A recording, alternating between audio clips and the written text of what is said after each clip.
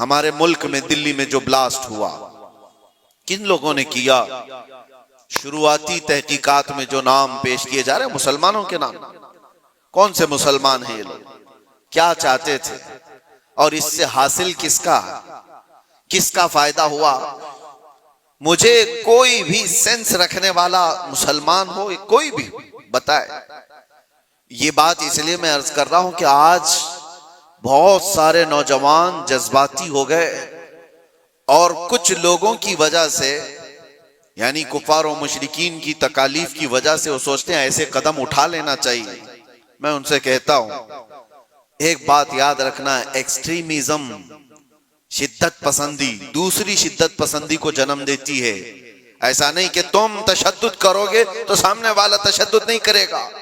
ایک بات میں آپ کو بتا دیتا ہوں، پولیس سے تو وہ اپنا جرم چھپا سکتا ہے، قیدیوں میں آپس میں تو اپنا جرم بتاتا ہی ہے. کیا کیا کیا تھا ہمیں پتا ہے، کیا کیا پلاننگ کیے جاتے تھے. پہلے ہم بھی یہی سمجھتے تھے کہ یہ سارا کا سارا فیک ہوتا ہے، مسلمانوں کو پھنسانے کے لیے کیا جاتا ہے. نہیں، سب فیک نہیں ہوتا، کچھ ملوث ہوتے ہیں، پلاننگ میں اس طرح کے شریک ہوتے ہیں. اب میں نہیں جانتا کہ وہ کس طرح کے مسلمان ہیں جو ان چیزوں میں ملوث ہو جاتے ہیں، ان کو کون ڈائیورٹ کرتا ہے، کون فنڈنگ کرتا ہے. یہ سب حکومت کے اور ڈپارٹمنٹ کے کام ہیں کہ ان لوگوں کو امن کو نقصان پہنچانے والی ایسی ہر چیز کو وہ روکیں. اس کا اثر اب کیا ہوگا؟ کیا ہمارے بچے جو ڈاکٹر بننا چاہتے ہیں وہ کسی بھی کالج یا یونیورسٹی میں جائیں تو کیا ان کو شک کی نظر سے نہیں دیکھا جائے گا؟ یہ بھی ڈاکٹر بن کر کے کہیں ایسا بلاسٹ تو نہیں کرنا چاہتا ہے؟ ان ظالم کتوں نے اپنی حرکتوں سے کتنے بچوں کی زندگی کو داؤ پہ لگایا ہے، اور فائدہ کس کا کیا ہے؟ کس کا فائدہ کیا؟ میں محسوس کرتا ہوں میرے عزیزوں، یہ اگر اسلام کا نام لے کر کے یا بدلہ لینے کی بات کر کے اس طرح کی حرکت کرتے ہیں تو آپ کو اندازہ ہے کل اگر اس علاقے میں میں ہوتا یا آپ بھی ہوتے تو بھی اڑ گئے ہوتے نا. لیکن آج جو حالات پیش آئے ہیں آپ اندازہ کر سکتے ہیں. دہشت کا لفظ ہمارے ساتھ جو جوڑا گیا ہے، آتنک کا لفظ یا ٹیرر کا لفظ جو جوڑا گیا ہے، چند لوگوں کے اعمال ہو سکتے ہیں، یہ اسلام کا حصہ نہیں ہو سکتا. برادران ملت اسلامی، السلام علیکم ورحمۃ اللہ وبرکاتہ. الحمدللہ الحنان المنان الذي خلق الانسان وعلمه البيان، والصلاة والسلام على رسوله سيد الانس والجان وعلى آله واصحابه ذوي الخير والاحسان. اما بعد، فاعوذ بالله من الشيطان الرجيم. بسم الله الرحمن الرحيم. ولا تفسدوا في الارض بعد اصلاحها، صدق الله مولانا العظیم. بارگاہ رسالت معاب صلی اللہ علیہ وسلم میں درود پاک کا ہدیہ پیش کریں. اللہم صل علی سیدنا محمد معدن الجود والکرم وآلہ واصحابہ الکرام وابنہ الکریم وبارک وسلم صلاة دائمة سرمدا ابدا. اللہ عز و جل قرآن پاک میں فرماتا ہے زمین کی اصلاح کیے جانے کے بعد اس میں فساد مت مچاؤ. فساد کیا ہے؟ انسانوں کا جینا تنگ کر دینا کسی بھی اعتبار سے ہو، حتیٰ کہ راستے میں کچرا ڈالنا یہ بھی ایک فساد ہے. لوگوں کے چلنے پھرنے کے لیے تکلیف دہ چیز کوئی رکھ دینا یہ بھی فساد ہے زمین پر، اور اللہ تبارک و تعالی اس کو سختی کے ساتھ منع فرماتا ہے کہ زمین میں فساد مچانے والے اللہ کو پسند نہیں ہیں. مجھے یہاں بات یہ عرض کرنی ہے کہ اسلام وہ عظیم دین ہے جو دنیا سے فتنے اور فساد کو ختم کرنے کے لیے آیا. کسی کی بالادستی، کسی کی زبردستی اس دین پاک میں نہیں ہے. آپ کو اندازہ ہو تو میں بتاؤں، ایران کے ایک بادشاہ کے پاس نبی پاک صلی اللہ تعالی علیہ وسلم کے ایک صحابی گئے، سفیر بن کر کے گئے تھے. تو بادشاہ نے پوچھا کہ کون سا دین تم لوگ لے کر کے آئے؟ تو صحابی نے ایک جملے میں یوں کہا تھا، وہ دین ہمارے پاس آیا ہے جو انسان کو انسانوں کی عبادت سے ہٹا کر خالق کی عبادت میں لے کر جاتا ہے۔ انسان کو انسان کی بالادستی یا اس کی تمام تر محکومیت سے ہٹا کر اللہ عز و جل کی بارگاہ میں سرنگوں کرتا ہے۔ اب معاملہ یہ ہے کہ لوگوں نے اپنے اپنے خیالات سے اسلام کی تصویر اپنے دماغ میں بنا لی۔ ہر کوئی یہ سمجھتا ہے کہ اسلام اس طرح سے ہے، اسلام اس طرح سے ہے۔ اسی وجہ سے کچھ ایسے انسیڈنٹ پیش آتے ہیں جو اپنے رائے سے اور اپنے دماغ سے کچھ مسلمان کر جاتے ہیں۔ ایک بات یاد رکھیں، وہ اسلام نہیں ہو سکتا، کسی مسلمان کا کام ہو سکتا ہے۔ اسلام وہی ہے جو رسول اللہ صلی اللہ تعالی علیہ وسلم سے ثابت ہو اور ان کے صحابہ نے کر کے دکھایا، وہی اسلام ہے۔ آج پوری دنیا جس طرح سے ٹارگٹ پر رکھی ہوئی ہے، یہ مسلمانوں کے کاموں کی وجہ سے، اسلام کے تعلیمات کی وجہ سے نہیں۔ کاش اگر وہ اسلام کی سچائیوں کو پڑھے ہوتے تو انہیں اندازہ ہوتا کہ اسلام یہ ہے نہیں، لیکن یہ کام جو ہو رہا ہے یہ کس کے تھرو ہو رہا ہے۔ جو ظلم، جو فساد، جو فتنہ پوری دنیا میں مچایا جا رہا ہے، اگر وہ کسی ویکتی کے ذریعے سے، کسی انسان کے ذریعے سے ہے تو یہ اس کا عمل ہے، اس کے دین کا نہیں، کیونکہ وہ دین کا ٹھیکیدار نہیں۔ اگر کوئی مسلمان شراب پیتا ہے اور اس میں مست ہو کر لوگوں سے لڑتا بھیڑتا ہے تو یہ اس کا عمل ہے، یہ دین کا حصہ نہیں۔ اگر کوئی تاش کے پتوں پر بیٹھا پوری پوری رات گزارتا ہے تو یہ اس کی بد کرداری ہے، اس کے بد اخلاق ہیں، اسلام کا یہ حصہ نہیں، اسلام نے اسے دیا ہی نہیں ہے۔ کوئی نوجوان آوارہ بگڑا ہوا لڑکیوں کی طرف غلط نظریں مارتا ہے اور پاک باز خواتین کی زندگی کے لیے وہ دشوار بن گیا ہے تو وہ شیطان ہے، وہ اسلامی حصہ نہیں ہے، اسلام کی تعلیمات میں یہ نہیں ہے۔ رب تبارک و تعالیٰ نے جو دین ہمیں عطا فرمایا رسول اللہ صلی اللہ علیہ وسلم کے ذریعے سے، وہ اتنا پاک ہے، اتنا پاک ہے کہ اس پوری کائنات میں اسلام آیا ہی ہے فتنہ اور فساد اور ہر برائی کو ختم کرنے کے لیے۔ کیا وجہ ہے کہ جس دور میں اسلام کی تبلیغ و اشاعت ہو رہی ہے مکہ مکرمہ میں، کون سے لوگ تھے حضور پاک صلی اللہ علیہ وسلم کے مخاطب وہاں پر؟ کون لوگ تھے؟ وہی لوگ تو تھے جو شراب نوشی میں فخر کرتے تھے، جوا بازی ان کا شعار تھا، عورتوں کو بازاروں میں لا کر نیلام کر دیتے تھے، بچیاں پیدا ہوں تو گردن مروڑ کر دفن کر دیتے تھے۔ یہ وہی لوگ تو تھے اس وقت۔ لیکن نبی محترم صلی اللہ تعالی علیہ وسلم کی تبلیغ و اشاعت کے بعد ایک ایک برائی کا خاتمہ ہوا یا نہیں؟ پوری تاریخ اس کی گواہ ہے۔ ایک ایک برائی ختم ہوتی چلی گئی۔ جس مکہ میں پیدا ہونے والی بچی کا گلا گھونٹ کر کے دفن کر دیا جاتا تھا، اسی مکہ سے میرے آقا اعلان فرما رہے ہیں عورتوں کے حقوق کے متعلق کہ عورت اگر تمہاری ایک بیٹی ہو، اس کی پرورش کر کے تم نے صحیح جگہ اس کو شادی کر کے دے دیا تو حضور فرماتے میری شفاعت اس پر واجب ہے، میں اسے جنت میں لے جانے کی ضمانت دیتا ہوں۔ بیٹی کا حق یہ بتایا اسی مکہ مکرمہ میں جہاں لوگ اپنی ماں اور اپنی بہنوں کو بازاروں میں نیلام کر دیتے، میرے آقا صلی اللہ علیہ وسلم نے اس برائی کا خاتمہ فرمایا۔ ارشاد کیا فرمایا کہ الجنت تحت اقدام الامہات، تم کیا سمجھتے ہو عورتیں بازاروں کی زینت ہیں؟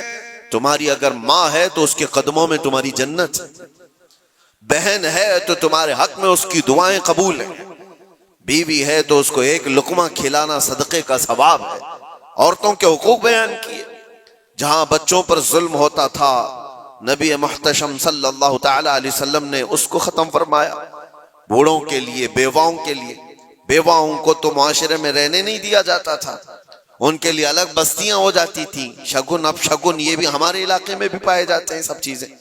کسی عورت کا شوہر مر جائے، ستی کی رسم یہاں پر بھی ہوا کرتی تھی، عورت کو شوہر کے ساتھ جلا دیا جاتا، مگر نبی کرم صلی اللہ تعالی علیہ وسلم نے بیوہ عورت کے حقوق کو صرف بڑھایا نہیں، آپ نے جتنے نکاح فرمائے سوائے ام المومنین عائشہ صدیقہ کے، یہ ساری بیویاں آپ کی بیوہ ہی ہیں۔ بیوہ کو حضور صلی اللہ علیہ وسلم نے، بیوہ ہیں یا مطلقہ ہیں، حضور پاک صلی اللہ علیہ وسلم نے اپنے حرم کی زینت بنائی، بلکہ کروڑوں مومنوں کی ان کو ماں کا درجہ عطا فرمایا۔ ایک ایک برائی کا خاتمہ کرنے کے لیے اسلام اس روئے زمین پر آیا، لیکن افسوس یہ ہے میرے عزیزو، حالات اس طرح کروٹ لے چکے۔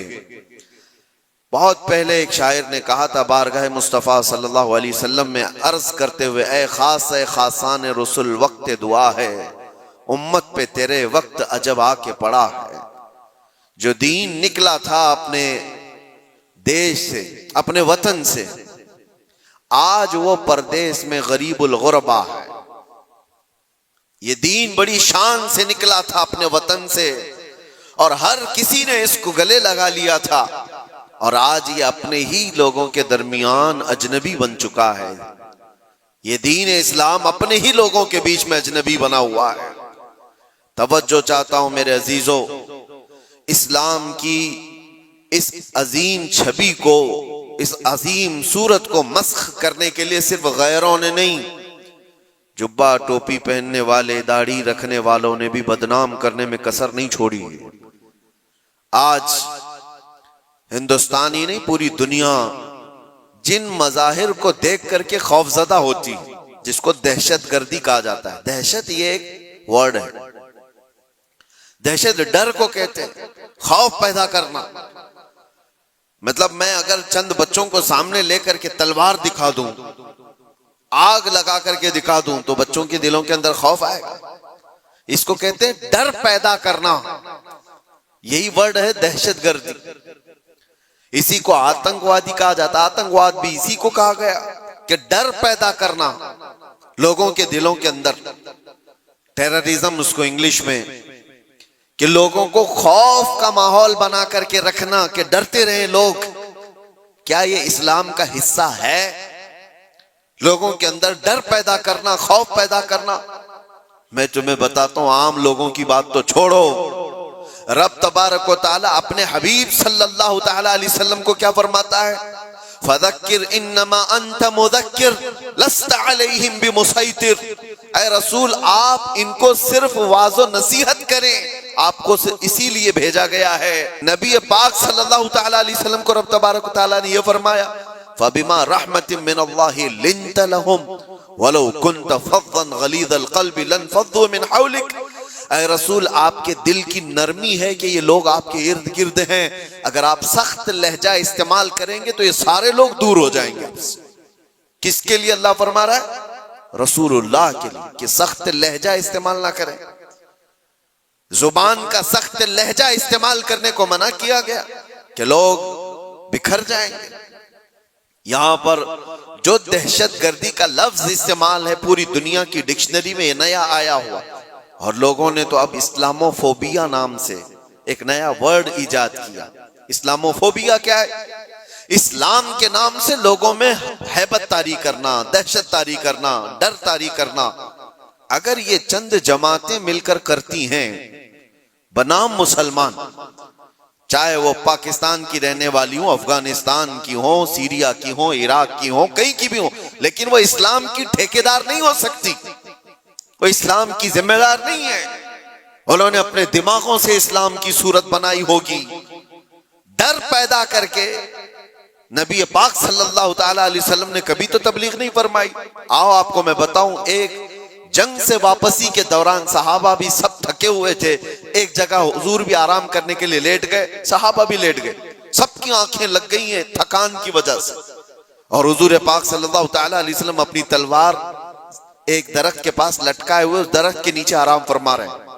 اچانک ایک دشمن جماعت کا شخص آیا جو مسلمان بھی نہیں تھے، وہ آتے ہی دیکھا حضور پاک صلی اللہ علیہ وسلم کو اور دیکھا کہ سب سوئے ہوئے ہیں، سیدھے گیا اور حضور کی تلوار لے لی، تلوار پکڑ لی، حضور کی آنکھیں کھلی، آپ نے دیکھا کہ یہ تلوار سوتے ہوئے کھڑا ہے، اور وہ شخص کیا کہہ رہا ہے؟ من یمنعک منی، اے محمد بتا مجھ سے تجھے کون بچائے گا؟ وہ تلوار کھینچے ہوئے حضور پاک صلی اللہ علیہ وسلم کو سونے کے وقت میں آ کر کے اس طرح سے وہ پوچھ رہا ہے۔ حضور بیدار ہو کر کے جب دیکھتے ہیں یہ پوچھ رہا ہے آج مجھے تجھ سے کون بچائے، مجھ سے تم کو کون بچائے گا؟ حضور نے صرف ایک لفظ کہا، اللہ، مجھے میرا رب بچائے گا، اللہ بچائے گا۔ وہ سامنے والے کے جسم کے اندر پتہ نہیں کپ کپی تاری ہوئی اور اچانک تلوار اس کے ہاتھ سے گر گئی، تلوار اس کے ہاتھ سے گر گئی، اور حضور پاک صلی اللہ تعالی علیہ وسلم نے وہ تلوار اپنے ہاتھ میں لے لی۔ سوچو ذرا، جو شخص آپ کو مارنے کا پورا پلان کر چکا ہو، اچانک وہ فیل ہو گیا اور آپ کو بڑھت مل گئی، تو پھر آپ کیا کریں گے؟ آپ کیا کریں گے؟ کوئی کسر نہیں چھوڑے۔ نبی پاک صلی اللہ تعالی علیہ وسلم کے ہاتھ میں تلوار آئی، آپ نے وہی جملہ اس سے پوچھا، من یمنعک منی، بتا تجھ کو کون مجھ سے بچائے گا؟ کون بچائے گا؟ تھوڑی دیر پہلے یہی جملہ تو مجھ سے پوچھ رہا تھا، تلوار اب میرے ہاتھ میں۔ اور صحابہ بھی جاگ گئے تھے۔ وہ شخص صرف اتنا کہتا ہے، انت کریم ابن کریم، تم شریف کے بیٹے شریف ہو۔ بس میں نے اتنا ہی سنا ہے۔ حضور پاک صلی اللہ علیہ وسلم نے تلوار نیچے رکھ لی اور کہا، جاؤ میں نے تمہیں آزاد کیا اور معاف کر دیا۔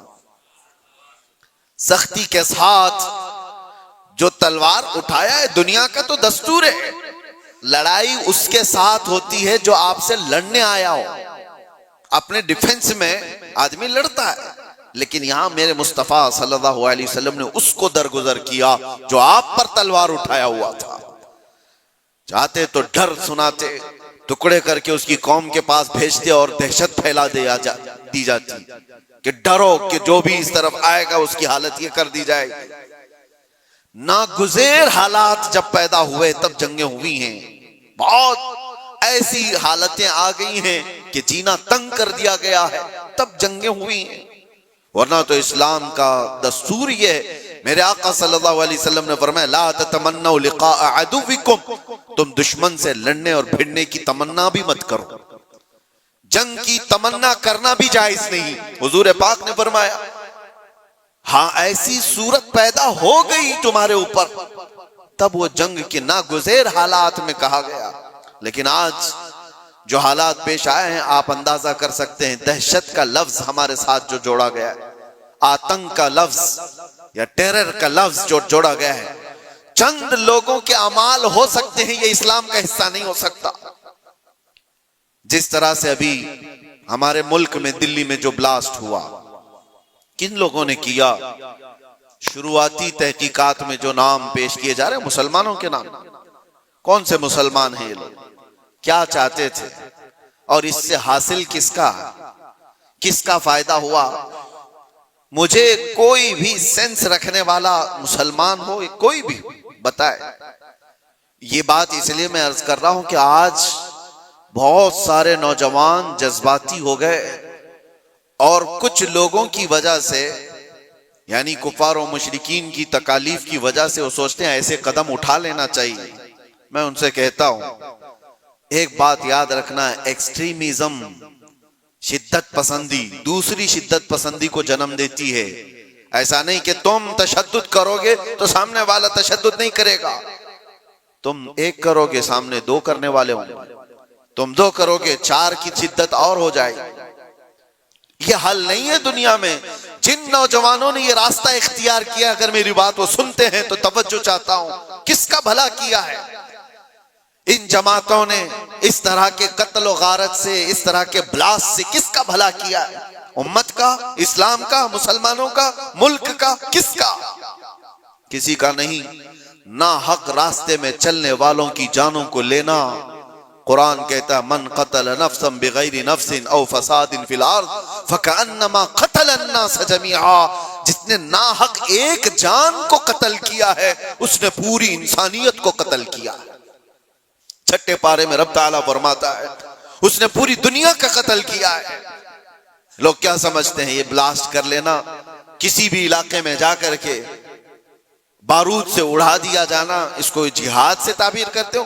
جہاد کی وہ جو اعلیٰ اور پاکیزہ صورت ہے اس کو مسخ کرتے ہیں۔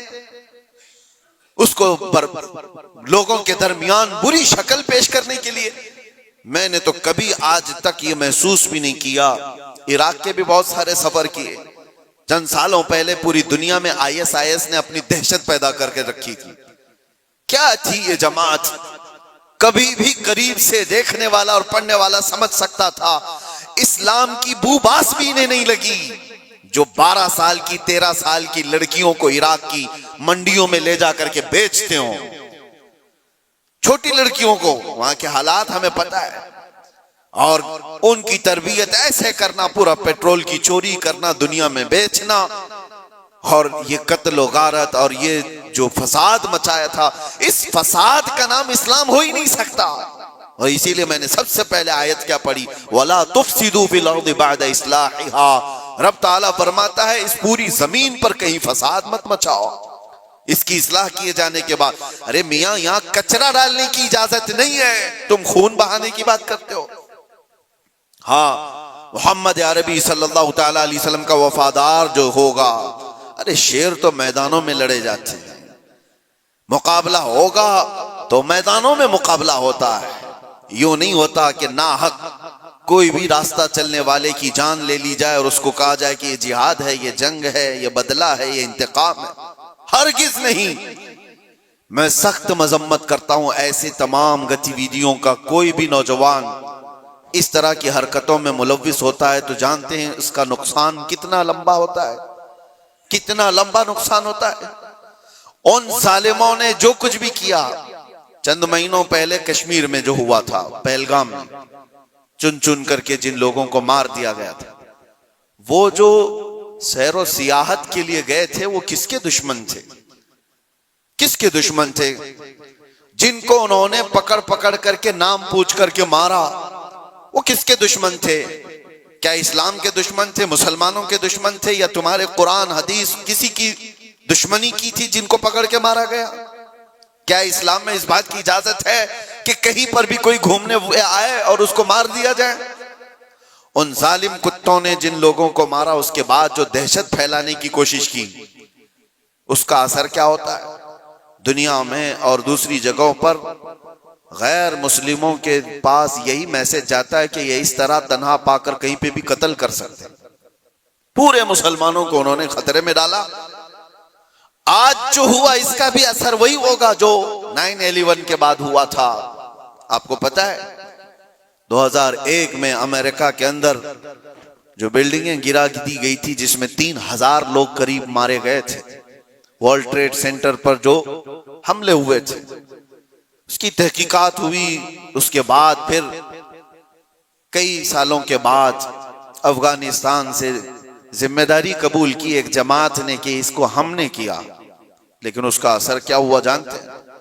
تقریباً 11-12 سال تک اس شہر میں ایسے حالات ہو گئے تھے کہ مسلمانوں کا جینا تنگ ہو گیا. کوئی دیکھنا نہیں چاہتا تھا کیا کس نے، لیکن قصور بھر کون رہا؟ اس لیے میرے عزیزوں، کوئی ایک نوجوان اگر ایسی حرکت کرتا ہے، ابھی جیسے تحقیقات میں یہ بات آتی ہے کہ یہ ڈاکٹر پیشے سے تعلق رکھنے والے لوگ تھے، شروعاتی تحقیقات یہ بتا رہی ہیں کتنا عظیم پیشہ تھا جس کو اختیار کیا گیا. یہ باتیں میں اس لیے کہہ رہا ہوں کہ بہت ساری جگہوں پر ہو سکتا ہے کہ پولیٹیکل بنایا گیا ہوا کئی جگہوں پر ہوتا ہے، لیکن میں یہ جانتا ہوں یہ چیزیں جو یہ حرکتیں ہوئی ہیں ریئل کچھ لوگ اس میں ملوث ہوتے ہیں، کیونکہ جیلوں میں نے دیکھا ہے پولیس ATS سب کو یوں ہی اٹھا کر کے نہیں بھر دیتی، ان کے حالات ہوتے ہیں، ہم نے خود دیکھا ہے، ان سے بات بھی کیا ہے. ایک بات میں آپ کو بتا دیتا ہوں، پولیس سے تو وہ اپنا جرم چھپا سکتا ہے، قیدیوں میں آپس میں تو اپنا جرم بتاتا ہی ہے کیا کیا کیا تھا. ہمیں پتا ہے کیا کیا پلاننگ کیے جاتے تھے.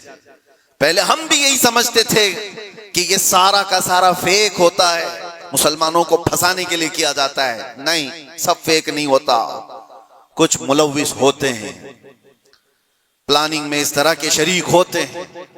اب میں نہیں جانتا کہ وہ کس طرح کے مسلمان ہیں جو ان چیزوں میں ملوث ہو جاتے ہیں، ان کو کون ڈائیورٹ کرتا ہے، کون فنڈنگ کرتا ہے، یہ سب حکومت کے اور ڈپارٹمنٹ کے کام ہیں کہ ان لوگوں کو امن کو نقصان پہنچانے والی ایسی ہر چیز کو وہ روکیں۔ اس کا اثر اب کیا ہوگا؟ کیا ہمارے بچے جو ڈاکٹر بننا چاہتے ہیں وہ کسی بھی کالج یا یونیورسٹی میں جائیں تو کیا ان کو شک کی نظر سے نہیں دیکھا جائے گا؟ یہ بھی ڈاکٹر بن کر کے کہیں ایسا بلاسٹ تو نہیں کرنا چاہتا ہے؟ ان ظالم کتوں نے اپنی حرکتوں سے کتنے بچوں کی زندگی کو داؤ پہ لگایا ہے، اور فائدہ کس کا کیا ہے؟ کس کا فائدہ کیا؟ میں محسوس کرتا ہوں میرے عزیزوں، یہ اگر اسلام کا نام لے کر کے یا بدلہ لینے کی بات کر کے اس طرح کی حرکت کرتے ہیں تو آپ کو اندازہ ہے کل اگر اس علاقے میں میں ہوتا یا آپ بھی ہوتے تو بھی اڑ گئے ہوتے نا، مر گئے ہوتے ہیں۔ انہوں نے کسی کو نہیں دیکھا ہے کہ چلنے والا کون ہے، کیا ہے؟ کیا یہی اسلامی جنگوں کا نظام ہے؟ کیا یہ رسول اللہ صلی اللہ تعالی علیہ وسلم کی تعلیمات کا کوئی ایک حصہ ہے؟ سنو، میرے آقا صلی اللہ تعالی علیہ وسلم پراپر جنگ میں بھی جب بھیجتے تھے تب بھی صحابہ کو فرماتے تھے راستہ چلتے ہوئے کوئی بیٹھا ہوا آدمی ہو تو اس کی طرف تلوار نہیں اٹھانا۔ میرے آقا صلی اللہ علیہ وسلم، یہ تو جنگ کی حالت بھی نہیں ہے ابھی ہماری، کہیں جنگ کی حالت میں ہیں ہم لوگ؟ جنگ کی حالت میں نہیں، پراپر جنگ جہاں ہو رہی ہوتی وہاں کے لیے بھی میرے آقا فرماتے کہ وہاں کے بوڑھوں کے ساتھ کوئی بدتمیزی نہ ہو، عورتوں کے ساتھ لڑائی نہ ہو، حاملہ عورت ہے تو اس کو چھوا نہ جائے، ان کو قیدی نہیں بنایا جائے۔ اور یہ تو چھوڑیں، نبی پاک صلی اللہ علیہ وسلم اپنے صحابہ کو جب بھیجتے تو یہ بھی تعلیم دیتے کہ جس علاقے میں جا رہے ہو ان کی جو بھی عبادت گاہ ہے، عبادت گاہ کو توڑ پھوڑ نہیں کرو گے، وہاں کے درختوں کے پتے نہیں اکھاڑو گے، جو تم کو مارنے کی کوشش کیا اس کے ساتھ تمہاری لڑائی ہوگی۔ یہ نظام تھا، اور یہاں بیٹھے بیٹھے کسی کو اڑا دینا، اسلام سے کوئی، میری ان باتوں کو کچھ لوگوں تک مجھے پتا ہے پہنچتی ہوں گی، اور وہ شدت پسندی میں کہتے ہیں کہ شاید یہ بھی یہاں کی مصلحت پسندی اور حکمت پسندی کے اعتبار سے بات کر رہے ہوں گے۔ ہم کو یہ ساری مصلحت پسندی کی ضرورت بھی نہیں، ہم کسی کی جی حضوری کرنے کے لیے بات نہیں کر رہے ہیں، ہم بات اس لیے کر رہے ہیں کہ میرے دین پر جب کبھی دھبا لگنے کی صورت آئے تو ہم چیخ کر کے بولیں گے، چاہے وہ ہمارے اندر موجود کوئی منافق ہو اس کو بھی پکڑ کر کے ہم بے نقاب کریں گے کہ اس کا تعلق میرے مصطفیٰ کی ذات سے ہو ہی نہیں سکتا۔ اس لیے ہمیں بولنا ضروری ہے، چاہے وہ اسلامی نام سے کوئی ملک بھی ہو، پاکستان، افغانستان، عراق، شام، کہیں پر بھی پنپنے والے، ہم سب سے پہلے ٹٹول کر کے دیکھیں گے۔ تمہارے چہرے کو دیکھ کر، تمہاری داڑھی کو دیکھ کر، تمہارے جبے کبے کو دیکھ کر، تمہارے نظام حکومت کو دیکھ کر ہم یہ نہیں سمجھ لیں گے کہ یہ خلیفہ آ گیا ہے، یہ اسلام کا بول بالا آ گیا ہے۔ سب سے پہلے ہم ٹٹول کر کے دیکھیں گے کہ اس کی سیرت صدیق اکبر سے ملتی ہے یا نہیں، فاروق اعظم سے ملتی ہے یا نہیں، عثمان و علی سے ملتی ہے یا نہیں، اس کی تعلیمات میں میرے مصطفیٰ کا عشق جھلکتا ہے یا نہیں۔ اگر نہیں جھلکتا ہم اپنی ٹھوکر پر اس کو رکھتے ہیں، چاہے وہ کتنی اونچی پگڑی پہنتا ہو۔ ہاں، اگر میرے مصطفیٰ کا وفادار ہے تو کسان کا بچہ بھی ہو تو ہمارے سر کا تاج۔ میرے عزیزوں، بس میں یہ بات اس لیے عرض کر رہا ہوں کہ لوگوں نے جو شکل بگاڑنے کے لیے کوششیں کی ہیں، آپ سب کی بھی ذمہ داری ہے۔ آپ جانتے ہو، میں نے قید کی حالت میں دیکھا تھا کچھ وہ لوگ جو صرف اور صرف سوشل میڈیا پر ایسے ایکٹیو تھے کہ ان کو ساری خبریں معلوم تھیں، کہاں کیا کیا ہو رہا ہے۔ مطلب دوسرے ملکوں میں جو یہ ٹیرر ایکٹیویٹیز ہو رہی ہیں، ساری چیزیں، اور وہ بند بھی ہیں، قید بھی ہیں، بہت سارے ایسی ساری چیزیں میں نے دیکھا۔ تو ان چیزوں میں تمہیں کس نے حکم دیا ہے؟ اللہ نے، رسول اللہ نے، کہ تم یہ ساری چیزیں کرتے رہو؟ نوجوانوں، سوشل میڈیا تمہارے ہاتھ میں ہے تو اس کا استعمال بھی صحیح انداز سے کرو، صحیح طریقوں سے کرو۔ زبردستی ایسے اسٹیٹس لگانا جو کسی دوسرے کے اندر دہشت پیدا کرے، ڈر کا ماحول پیدا کرے، حرام ہے۔ ایک اسٹیٹس کی بات کر رہا ہوں، تم اگر اپنی ذات سے لوگوں کو ڈراتے ہو تو یہ حرام کام کر رہے ہو۔ وجہ یہ ہے کہ لوگ صرف اور صرف تم سے نہیں ڈریں گے، پورے اسلام سے وہ ڈرنے لگ جائیں گے۔ وہ محمد عربی صلی اللہ تعالی علیہ وسلم کی تعلیمات سے ڈرنے لگ جائیں گے۔ ماحول تو یہ پیدا کرو کہ لوگوں نے پروپیگنڈا پھیلایا تھا مدینے میں کفار و مشرکین نے کہ مسلمان ایسے ہوتے ہیں ویسے ہوتے ہیں۔ ایک عورت آئی ابو بکر صدیق رضی اللہ تعالیٰ عنہ کے پاس، یہودی عورت، کہا مجھے بہت ڈر لگتا ہے۔ ڈر کس نے پیدا کیا تھا؟ مسلمانوں نے نہیں، کفار و مشرکین نے پروپیگنڈا پھیلایا تھا۔ یہودی عورت ڈر کے مارے آئی صدیق اکبر کے پاس، کہتی ہے مجھے مدینے میں نہیں رہنا، یمن جانا ہے میرے رشتہ داروں کے پاس، مجھے امن کے ساتھ بھیج دیا جائے۔ حضرت ابو بکر صدیق نے ایک اونٹنی منگوائی، 2 جوان صحابہ کو بلایا اور کہا اس خاتون کو صحیح سلامت یمن تک پہنچا کے آؤ۔ عورت بیٹھ گئی، وہ سوچتی رہی یہ 2 نوجوانوں کو میرے ساتھ کر دیا گیا، پتہ نہیں راستے میں یہ کیا کر ڈالیں۔ اللہ اکبر، تاریخ بتاتی ہے وہ 2 نوجوان صحابی چلتے رہے، وہ خاتون بیٹھی رہی۔ جب کوئی چوکی آتی لوگ پوچھتے کون ہے، کہاں سے ہے، کیا ہے، وہ نوجوان صرف اتنا ہی کہتے صدیق اکبر کی مہمان ہیں، یمن جا رہے ہیں اور ہم سفیر ہیں اور ان کی حفاظت کے لیے چل رہے ہیں۔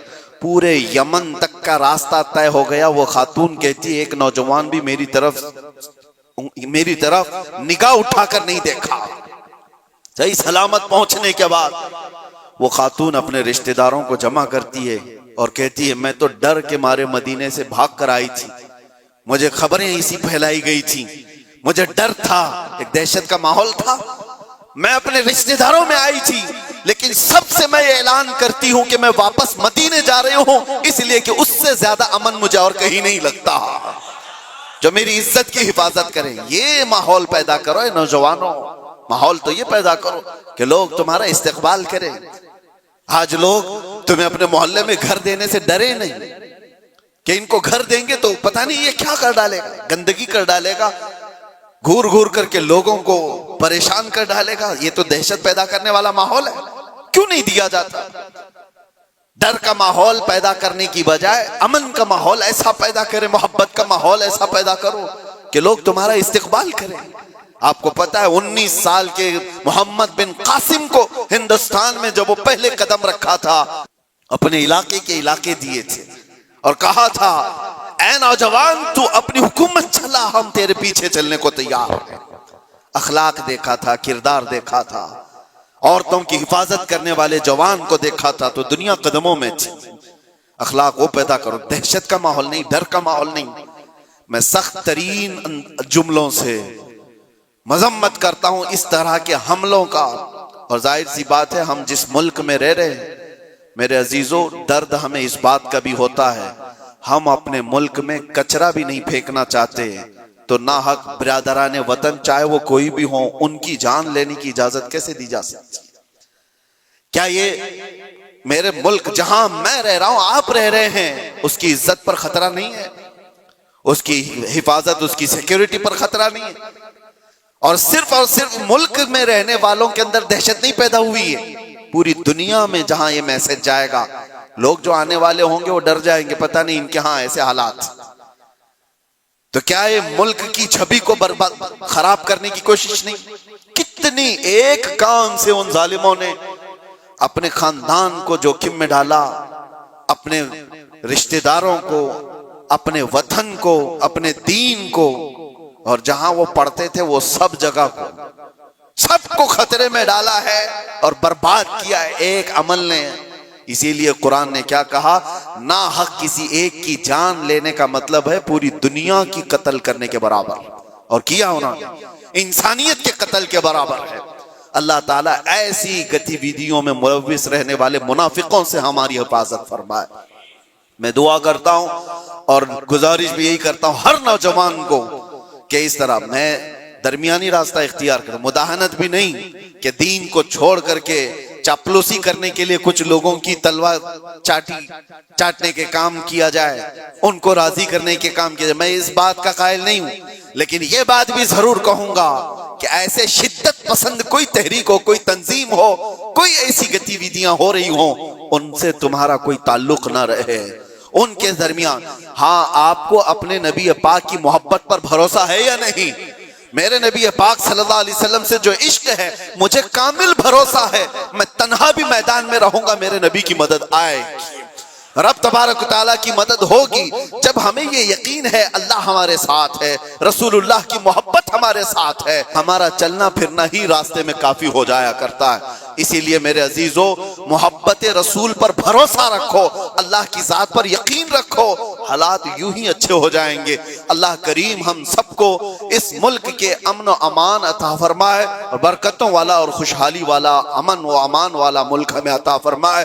ظالموں کے ظلم سے اور نظر بد سے اللہ تعالی ہم سب کی حفاظت فرمائے، اور مومنین کے درمیان، ہماری جماعت کے درمیان جو چھپے ہوئے غدار منافقین ہیں، اللہ تبارک و تعالی ان کو بے نقاب فرمائے اور ان کو کیفر کردار تک پہنچائے۔